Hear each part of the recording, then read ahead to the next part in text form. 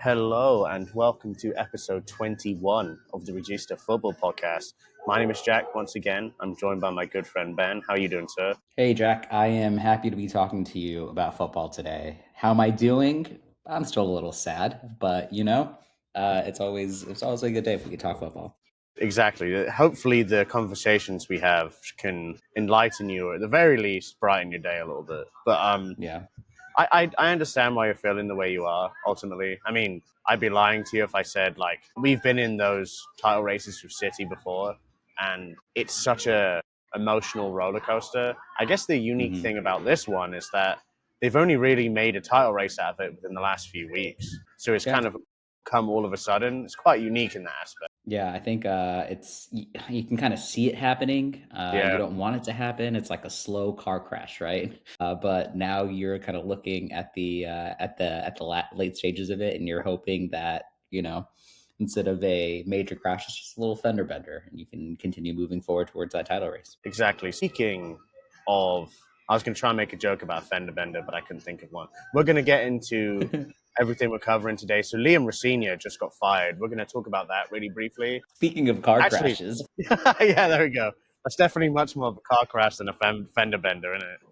yeah. Yeah, we're going to chat about that, kind of what it means for Chelsea, who they could potentially look at next. And then we're going to get into the two game reviews, the Merseyside Derby and the huge game that happened on the weekend. Let's do it then. So Rosenior, Ben. Rosenior was relieved of his job this morning, hmm which was not a surprise. Do you think it was a surprise? I, you could kind of see the painting on the wall, but it did surprise me when I saw the news. I was like, you have 5 games left. Like, what are you doing here? But yeah, I was a little surprised to see that happen.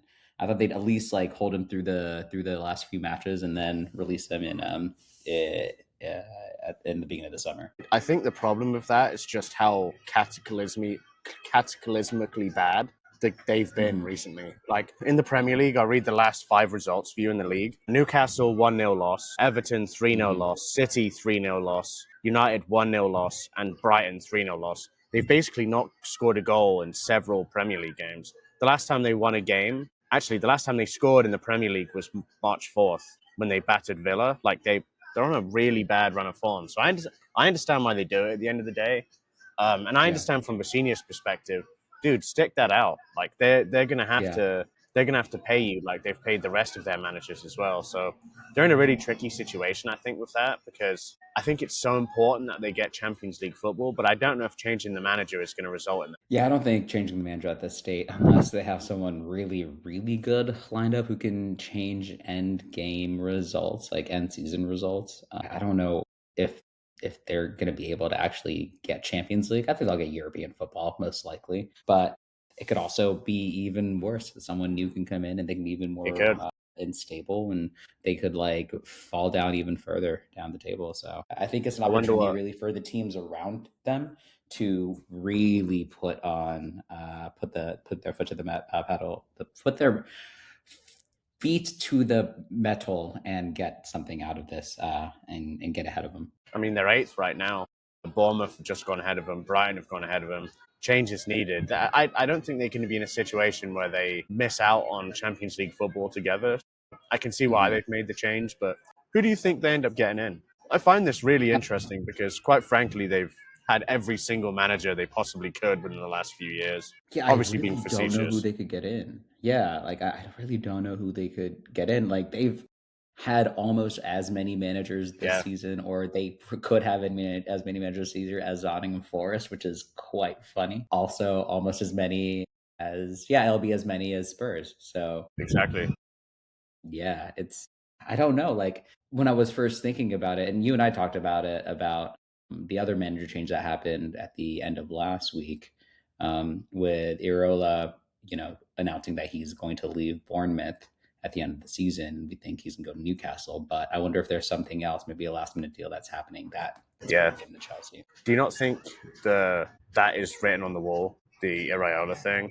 Honestly, like it makes a lot of sense for them in terms of the squad Yeah. balance that they have.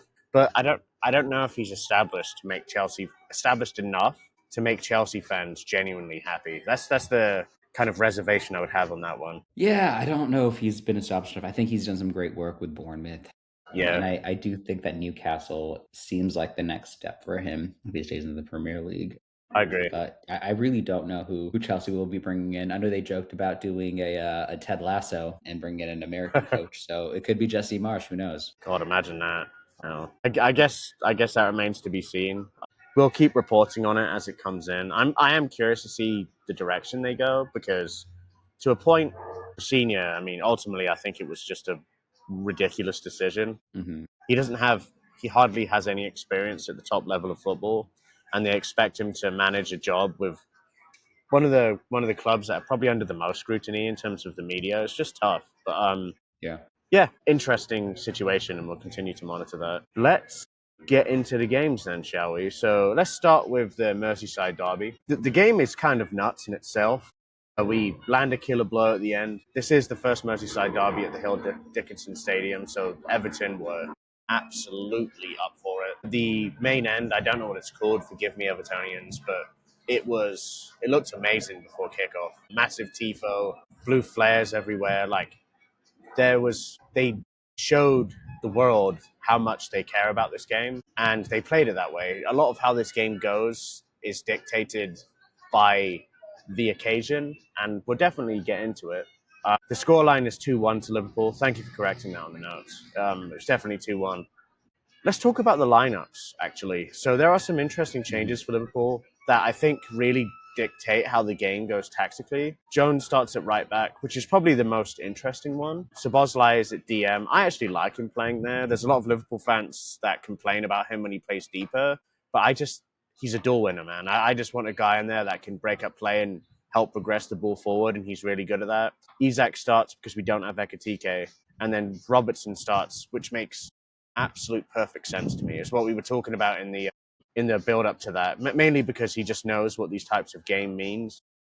Yeah. Everton, on the other hand, the only weird change or like unexpected thing that you could say is Njai moves to the left wing, and I'll get into why that is in a minute.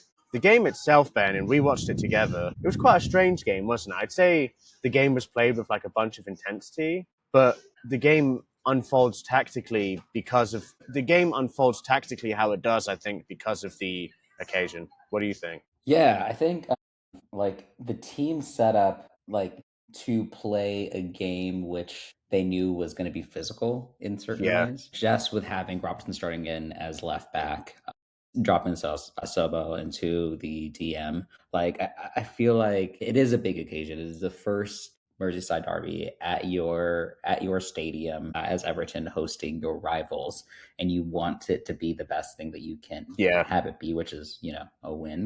And I think on the reverse side, like Liverpool, of course, the derby is really important. But I think for them, what's more important is they have an opportunity to really secure their place in yeah. Champions League in Europe in these couple of weeks, especially because of how Chelsea have been doing. And so I think, yeah, because of that, it does really. There's a lot of build up to this game, and how much it means to both sides. It's must win for Everton because of the occasion, and it's must win for Liverpool because of the occasion and the situation we find ourselves in. So the game is played with a huge amount of intensity. I'd say Everton overall are just extremely aggressive. I'd say parts of this game because they can't keep up that pace for a full 90 minutes. And I would say there are times in this game where you can tell that Liverpool do a really good job in retaining possession and making Everton run between player to player. And there are spells of the game where they're obviously tired, and Liverpool use those moments to rest as well. And I think ultimately that is what decides the game for the most part. It's those kind of lull Hmm. periods where we end up hitting them, or if something significant happens, we then hit them. And on top of those significant periods, the Hmm. scoreline was 2-1 at the end. I would say that's a fair reflection of how the game goes. What do you think? Yeah, I think so. I think there are opportunities that Liverpool just couldn't close in on a little earlier Yeah, towards the second half. You really expect them to have them, I don't know, get a goal earlier is really what I yeah, expected. After that significant like change, and I know we're getting a little ahead of ourselves at the beginning of the half. After Everton's goal, it just felt very even, but it did feel yeah, like overall Liverpool just had the ball a little bit more and were a bit more yeah. attacking. Yeah, I agree with that ultimately. And let's actually get into how both the teams set up on paper and what their aims are to do kind of in and out of Mm-hmm. possession. So we'll start with the home team. We'll start with Everton. Everton pretty much line up on paper in possession as they are, the 4-2-3-1. Their main aim, which is why Jones was so important to the lineup, why I alluded to that, was essentially exploiting that right channel where Curtis Jones was playing a very kind of narrow position, like that inverted wingback or the inverted fullback position, which made Kanate have to shuttle across in those situations. And you could see, if I remember, guys, I'll post all of the photos. I'll host them and post them within the description so you could see. So the image that I'm referencing here is the pass map of all of their centre backs and Jordan Pickford, and you can see how many balls are actively being aimed into that right channel. And the reason they're doing it essentially throughout the whole of that game is they're trying to exploit Jones's position, and they're trying to create overloads on that side with Konate. Mm-hmm. What do you think about that? And would you say it was a successful approach? Yeah, I'd say that. I mean, they're trying to exploit the weakness that is on that side. They want to Yeah, keep the ball away from Robertson, who is on the left, and also typically, Salah is playing a little higher on that right side yeah, as well. And so there's just less that's a good coverage over point. there for them. I think the one thing that they don't really account for as much as Sobo and how much rotation he's doing Yes, with Jones during that completely position and right. that positioning. And that actually kind of is what helps, stem some of those opportunities over there. Like they try to overload the area, but Liverpool are expecting it, and they are able to put in this rotational left back DM, sorry, right back DM Yeah, rotation that does block most of these passes over there. you're right, man. Like, I think the work Szoboszlai does off the ball in those types of situations is really good. I think Mm-hmm. Jones on the aggregate plays extremely well defensively, but they do get some joy doing that. I mean, think Mm-hmm. of they have a few scenarios.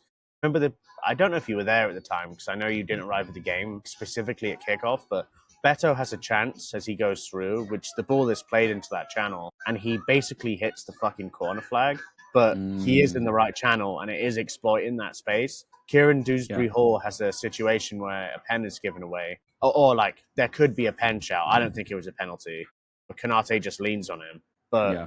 it was a shout, and they do get their goal using that.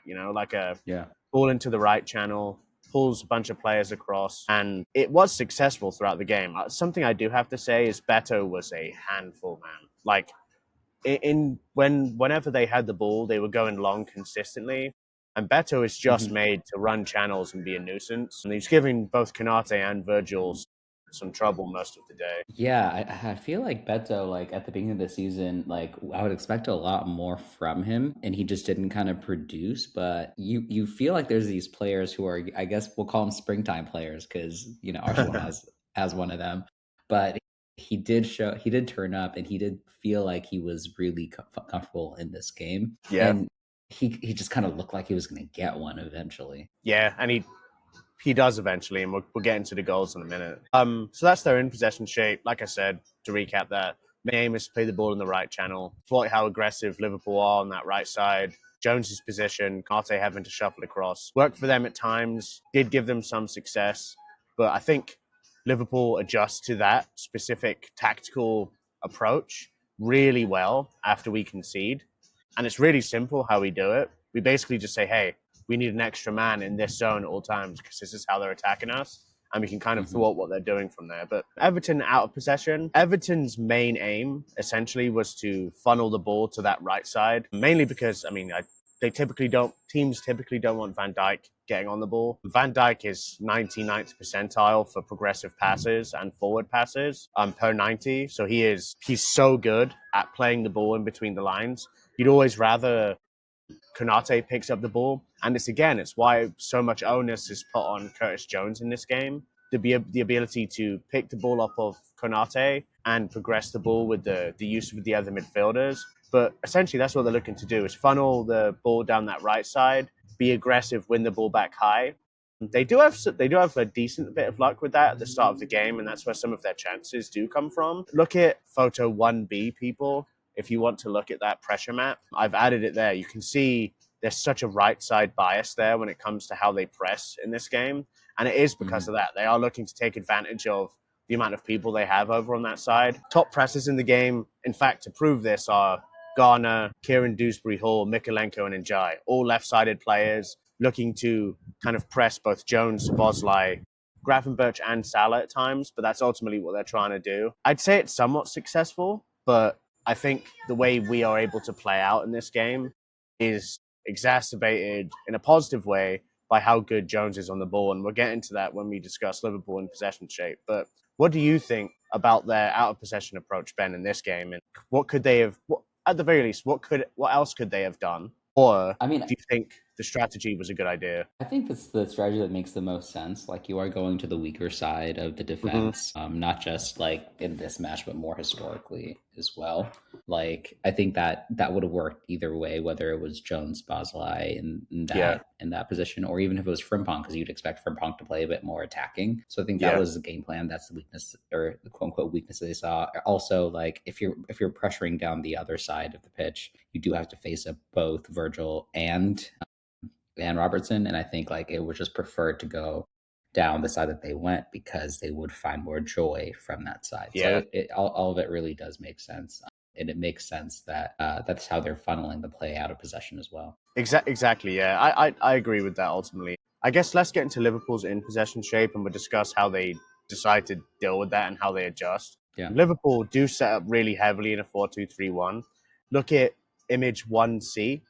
If you open that up within the description, you'll be able to see that Liverpool are essentially playing like a not a flat back four, but there is an obvious four in the back line, helping facilitate build up. But the two, Ryan Gravenberch and Szoboszlai, are playing extremely close to each other and extremely close to that cluster of players in that right channel. And it is solely because of how aggressive Everton are with the press on that right side. Liverpool consistently, and Jones specifically, does amazingly well getting out of really difficult pressing situations in this game. And you can just see by this, the bigger circles indicate the number of passes. And you can just see how much influence Curtis Jones had on the game. But Yeah, and I think more so than that, like you do have Kanate like very close up yeah, to Jones to provide that support, but he is consistently passing the ball more towards midfield and really trying to spread that play. And then when you see that also, you kind of have an out ball there, right?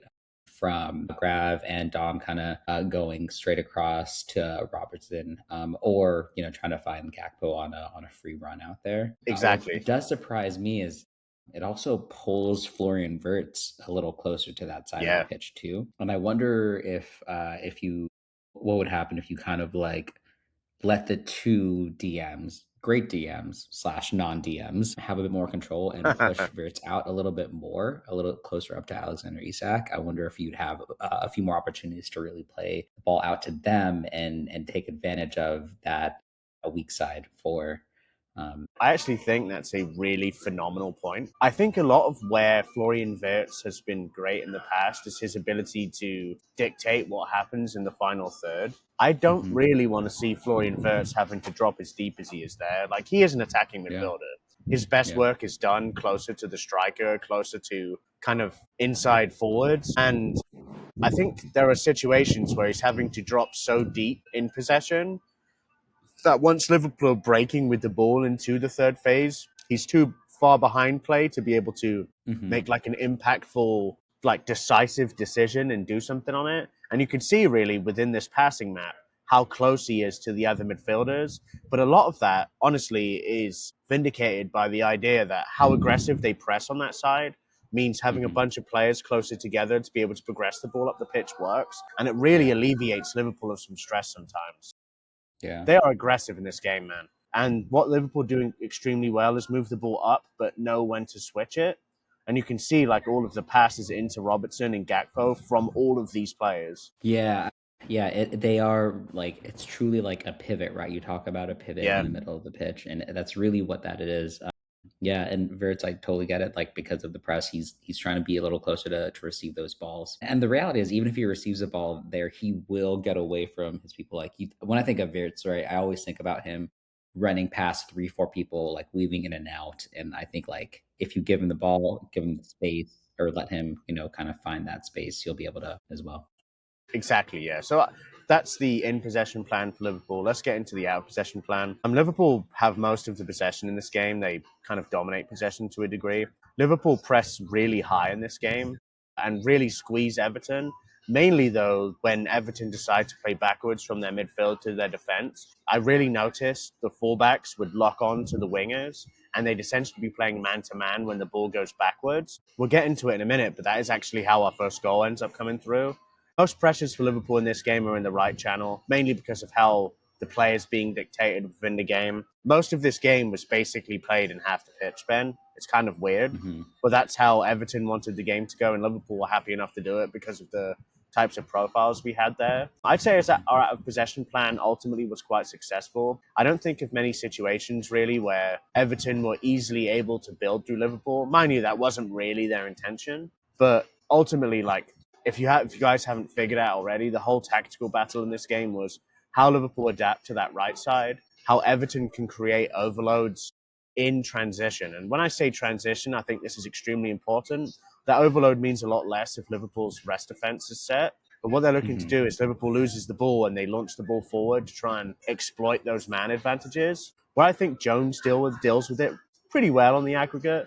Don't get me wrong, there are some situations that he does get caught out. He's not a fullback. Things like that are going to happen. Mama Philly, man, is so bad at sweeping. He is so glued to Mm-hmm. his goal line most of the time. And in situations where like those balls are played long, I'm used to seeing Allison just gobble them up. What do you think Yeah. about that? Yeah, I felt like like the team just feels a little bit more insecure in the back without Allison. Obviously, Yeah, Allison being one of the world class players, but more than anything else, I think Allison has like an eye for yeah, when to get to the ball, and that's just something that Marmot Distributor has really produced. And so what that then does, it makes your center backs more cautious as well, yes, and pulls them closer back to the goal line. They're not as yeah, available man. to be able to be part of that attacking play once you do recover the ball. They have to be much more aware about the ball going over their head versus Mm-hmm. understanding that there's a sweeper keeper behind me that will clear up anything that is played over. Mamadou really needs to improve on that. That's one of my biggest criticisms of his game is everything he does outside of his box. Or I think like as a box commander he's quite good, but this is one of the main things that I'd like to see him get better at. It's just being more comfortable off of his goal line. We have Mm-hmm. some really Yeah. good examples of it in the league at the moment. Like I think Briar's brilliant off his goal line. Allison is Mm-hmm. brilliant off his goal line. Those are the two big standouts for me. Edison was obviously amazing off his goal line, but he's not in the Yeah. league anymore. But I think it's I really would important I'd for say teams that want to Trafford's choke actually up. pretty good Yeah, off his yeah. goal line as well. Like Trafford's I mean good. that's why they brought him in initially. Martinez from Villa is pretty good off his goal line. Who? It's Martinez. Ah, okay, Yeah. fair enough. I forgot he played for you. But yeah, that really the whole of the game is dictated by what Everton is deciding to do in possession and Yeah. how they're trying to press Liverpool. I'd say ultimately we adjust to it better once we do concede from it, and from then we Mm-hmm. kind of shut down that channel. I'd say the game is dictated by how well Liverpool deal with that situation and how much Everton can hurt them. The other thing is like how well can Liverpool actively build on that side with how aggressive they're being? And my answer to that is pretty good. Given by the volume of touches all of the players have on that side, I think Liverpool Mm-hmm. are able at times and pretty much most of the game to control the ball on that side, progress the ball with tight combinations between Jones, Gravenberch, Salah at times just dropping in to help receive the ball and move Liverpool up the pitch. Yeah, really impressive. It was actually really cool for me to see how it looks like having a player like that as a fullback, and it's Mm-hmm. something I want to see Liverpool explore later, like as we get further in and keep going into the season. But yeah, Yeah. really cool for me. Yeah. Let's get into the key moments in terms of what decided the game, shall we? Yeah. Let's do it. I'd say Liverpool's goal kind of comes at the perfect time of the game. You touched on it earlier. Njai's goal, first goal gets ruled out. Essentially, ball is played into the right channel this time. O'Brien does Mm-hmm. pretty well to pick it up. Robertson is late to recognize it, and O'Brien just plays the ball across. Njai picks up the ball, finishes. The finish is quite good. The thing that's sweet for me, Ben, as a Liverpool fan, is to watch this dickhead walk up to the Everton fans and say shit like, we own this city and all of this absolute nonsense to look like a Wally for it to get disallowed. Yeah. It was That's amazing like for me. those are the moments in the derby, right? Like whenever like Yeah, you see like shithousery happening and it just gets ruled out. Like Yeah, every single time a Tottenham shirt comes off in a North London derby, I'm just like, this has to be offside. It's going to be offside because you took your shirt off. It's going to be offside. Or in general, mate, like whenever they take their shirt off, they lose games. They should just keep them on, Got you to keep your know? shirt on, Javison. Exactly. You got to keep your Keep your shirt shirt on. on. Have you Richarlison, not dude, I learned could anything give you yet? loads. Exactly. Like this is the way of the Tottenham. Yeah, but like they get the goal disallowed, and you can see like they're kind of, I wouldn't say it deflates them, but what does deflate them is Liverpool scoring really quickly after that. Mm-hmm. Yeah. And after that period, like from the time where Liverpool scored till halftime, Liverpool could score again. We are on top of the game big time at that period. And I think that sucker punch response to the goal being disallowed, I could visually see how it deflated Everton after that. What do you think of that situation? Yeah, I feel like especially when you're at home and you think that you got a chance, but then getting scored on literally in the next action, I think Yeah, you are one cautious because you're like, okay, we need to make sure that we can maintain our current score line. It's also a time to like reconsider what tactics need to be applied. And so, yeah, I exactly. think they do play scared up into the halftime, and Liverpool later on in the half just gets a bit more comfortable, and then kind of finish out that half pretty strongly because of that I, th- goal. I think it would have been a perfect half for Liverpool if we'd have got the second before halftime. Mm-hmm.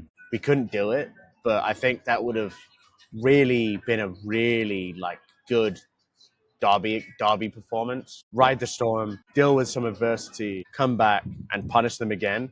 They couldn't do it, but I'd say the second reason is Liverpool's stalwarts, like Liverpool's legends, producing in those big moments. Mm-hmm. Mo Salah doesn't get a lot of volume in this game when it comes to chances. When he's needed, he delivers. Really good finish. We'll get into the goals in a minute. And then the second goal is scored by Virgil van Dijk. James Tarkowski isn't an easy centre back to body, and Virgil van Dijk takes ownership of that situation after a beautiful ball by Szoboszlai and scores. But yeah, I'd say that's Mm-hmm. another big thing. It's like dependable players for Liverpool showing up when it matters versus Everton had chances to punish Liverpool in this game and they didn't do it. So I'd say that's another big reason for me, like what decided the game, and it's Liverpool's big players coming up in big moments. Yeah, What I do you feel think? like when you have like certain team members who hold the banner for the team, they're the ones who really like bring the team and bring that belief going into the game. And I think I think overall, like if you think of who are the standout performers in this game, it was definitely Van Dijk, Spalletti, and Yeah, just having that goal away, like Mo Salah being first person to score in a Merseyside derby is like a whole different level, right? It's just like that. It's a whole different level of fandom. Like, I inject think I it glaze. Yeah, into go ahead. my veins, man. Inject that into my veins. Just the Yeah, picture absolutely. of Mo Salah going to that Liverpool side and just holding up his shirt, like just holding up the bad side of the Liverpool Hmm. shirt. He is the first scorer in a Merseyside derby at the Hill Dickinson Stadium, and no one will be able to rewrite that. And he Exactly. knows that. We know that. I acted like a psycho as soon as he scored that goal because it just felt so big in that period, and it proves to be big. I think the time when the goal comes is massive, as I alluded to, and ultimately I think it's just so big for Liverpool that both Van Dijk and Salah in this game stand up to be counted. Really, this is the way I would look at it. Last reason, and I've touched on this already, but we won't need to go too much into it. It's really what really destroyed what Everton are trying to do out of possession. When they struggle to win the ball high, Liverpool play around them really consistently, really without effort. Um, they're not particularly great out of possession, Everton, in this game, at least for me. They have some luck early on, but as Liverpool start making them run more and they start to get more tired, they start to get a little bit more passive, and Liverpool then start to take over in terms of positional control. Hmm. And for me, like the turning point of this game, at the very least, the point where I felt the less threatened as a Liverpool fan is as soon as Beto leaves the pitch. Yeah. Beto was really difficult for Liverpool all day. He was giving Konate some issues. He was giving Jones some issues. As soon as he leaves the pitch and Barry comes on, they generate zero point 0.1 xg. And Hmm. there's about 30 minutes left to play, maybe even longer than that. So Beto's insistence and his physicality on the ball is really what was giving Liverpool issues. Once he goes off, Barry can't replicate it. And ultimately, nothing happens from them from an Everton offensive perspective. It gives Liverpool time Yeah. to grow into the game even more and push for that winner like we do. Yeah, I don't see Barry being a one-for-one swap with Beto.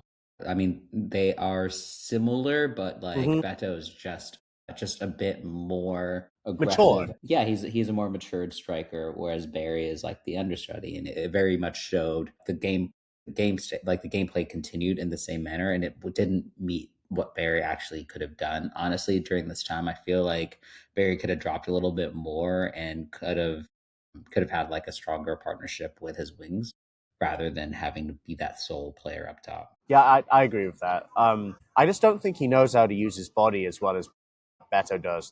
There's a pretty considerable age difference, I think. They are kind of similar profiles, but I just like I said, maturity. That's really how I look at it. I think Yeah. Barry will eventually find it, and frankly, under David Moyes, he'll teach him how to be a right C word. So he'll learn it for sure. Yeah.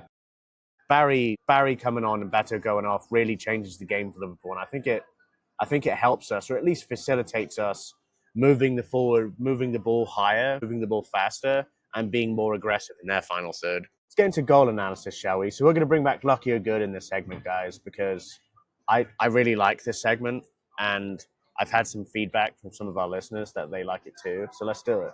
First goal, Mohamed Salah on the 29th minute. O'Brien makes an error and kind of passes the ball to Gakpo. But what happens, and something I was touching on earlier, is as soon as the ball is played back to O'Brien, Liverpool squeeze up the pitch. You could see Robertson be super aggressive on who was McNeil at that time, and O'Brien gives the ball away because of that cover shadow press. Gakpo picks it up and has some space to run into. Gakpo has a brilliant game, actually. Low key, I think Gakpo plays really, really well. O'Brien is like the perfect type of player for Gakpo to come up against. He's not particularly mobile, and Gakpo can drive into space against O'Brien, and he does in this case. He drives into Mhm. space. He sees essentially what happens is Everton's defensive backline, they pull to that side, they pull to that left side. So Tarkovsky moves on that side. You can start seeing Branthwaite move closer to that side. Salah has Mikalenko one-on-one. Salah recognizes that he has space to run into before Mikalenko realizes Salah has space to run into. Salah beats him to the punch and great finish. XG of 0.52, an XGOT of 0.62. Is that lucky or is it good, Ben? I think because that XGOT is so high, it's good. Yeah, it kind of has to be. I just think the sequence of football is like an execution tactically. And for me, when things are executed well tactically, it's always a good goal. It's why I even say, like, when Arsenal score on corners, those are good goals because they are doing this on purpose. Hmm. Like, those routines are pre rehearsed. They Hmm. have intended to do this, and Liverpool intended to do this and score. Really happy with the goal. Second goal in the game is Beto on the 54th minute. The ball is played into that channel, as I was saying, in that right channel. Van Dijk is pulled across to deal with the overload, and Beto is left being marked by Robertson, who makes a run across him, kind of similar to the Salah Mikalenko situation. Gets their first decent finish. XG of 0.53 and an XGOT of 0.99. So as emphatic a finish as you can have. Lucky or good? Good. Has to be good, doesn't it? It has There to be again, good. I mean, like that cutback, him like as he's falling, gets his foot on the it's a good ball and finish. puts it on. Yeah, a good finish, like a poacher's finish. Something I would say too is touching on what I just did. The tactical approach works. It gets them a goal, Yeah, right? yeah. So for me, that's also a good goal. So three good goals in this game. You don't see that all the time, and it's just what a Merseyside Derby deserves, at least for me. Yeah, yeah, Let's discuss absolutely. some other stuff then that come out of the game.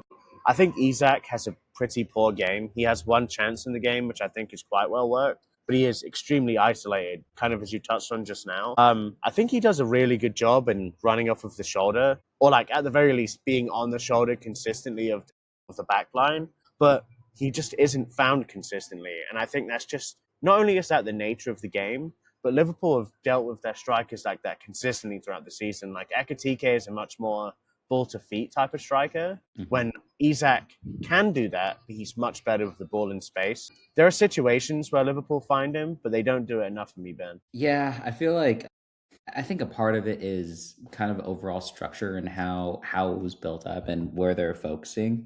Yeah. And I think like another part of it is Isak trying to get back into his form, right? Yeah. Like it's been a few months and it's going to happen. He's going to be back there eventually. But I think because there was such a focus on one side of the pitch, instead of dragging him all the way back across to that side of the pitch and not really having anyone up top, it kind of made sense that he's going to be isolated and he's waiting for the opportunity rather than going to the ball. Yeah, and that's kind of how it is basically most of that game is him waiting on the Yeah. shoulder, waiting to be slipped through. It doesn't happen. And that's kind of why I don't think Wirtz should be as deep as he is. Yeah. I'd say Wirtz in this game, like moving on, there's like a period in the game where he gets kicked a few times and like flattened a few times, and he goes hiding a little bit. Like he's like, fucking hell, am I gonna make the World Cup after games like this? Like you guys are Hmm. kicking the shit out of me. I'd say he gets a Yeah. grip on the game like slightly after that and does some decent stuff, but I want to see more of him in big games like this. He is a mercurial talent, and I want to Hmm. see him dictate how these types of games go more frequently. And I hope he could do that next season a bit more frequently, but as of right now, I just don't think he's able to. Yeah, I do remember him like having a couple of good dribbles, but apart from that, I don't really see him getting available. Yeah, And I don't know if maybe it's availability, but more of it is just being seen in this game. Yeah, he does kind of disappear, and being in that kind of position, I think you need to be able to come out and pull yourself into the game. there was this moment actually where he picks up the ball with his back to goal, Hmm. and I can't remember who's behind him. I think it might be Gay, Idrissa Gay, and Yeah. Garner comes at him from the other side, and he looks at Garner and he just megs Garner and goes around him. That is what Hmm. I want to see from him, like that type of silky, techie football. I think, Yeah. like I said, I think Liverpool need to find a solution um, to approach passing from deep to take away the onus on him from having to drop deep. I would much prefer that. But ultimately, I think Yeah. it's really important that Liverpool find a solution for that to get the best out of ultimately what is almost 300 million on players. Hmm. And one other thing I want to touch on is Freddie Woodman. You ever heard of Freddie Woodman? Probably not. No, I really haven't. Yeah. Freddie Woodman was picked up at the start of this season from Preston. Okay. Homegrown, decent goalkeeper. It's his first game for Liverpool. He probably Oh didn't yeah, even he's the think keeper he'd who came play. on. Yeah. Hmm. Yeah, yeah. Yeah. Yeah. Yeah. Mamadou goes off with like a within the kind of like the same phase as the Beto goal. Beto kind of connects with the behind Mamadou knee and creates like a really big gash in behind his knee. And Hmm. after that, he can't play on, like because of where the cut is. Freddie Woodman comes on. He does quite well, to be honest with you, man. Like I think he commands his box pretty well at times. I would say Liverpool are obviously trying to protect him, as they should. You just not played a bunch of games, but Hmm. I think he's also helped by the lack of threat from Everton when Beto is subbed. He does pretty well. His distribution's okay. He's probably going to end up playing for us this weekend, man. I don't That's think pretty Mamadou wild. is going to be healthy, yeah. So Yeah, I we're don't going to think have so. to Yeah. play the third goalkeeper. So we'll see how that goes.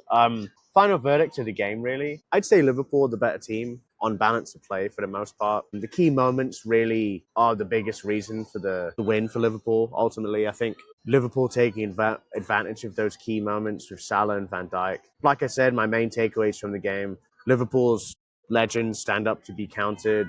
Massive victory for Liverpool.